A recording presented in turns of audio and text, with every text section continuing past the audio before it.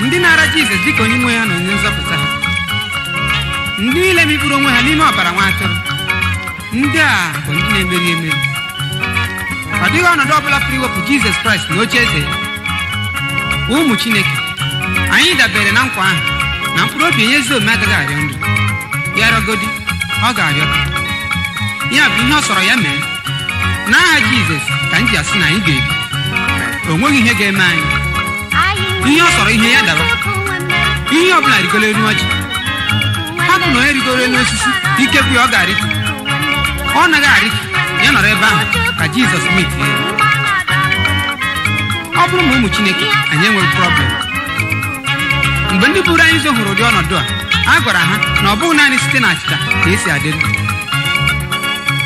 Mgbe ụra asị rara nsị, efegharịrị m n'akpụ.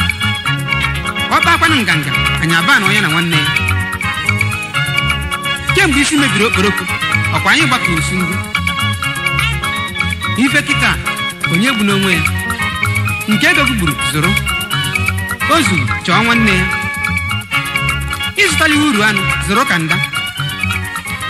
Tii na milk ọ na-awa anya, nsịkwa nna m agaghị aṅụ ya.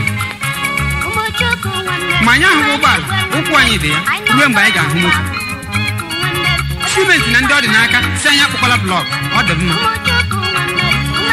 Ọ bụrụ na zinc esi ọnya ya, ọ gaghị ama anyị, n'ihi mashịn anyị dị n'eluigwe.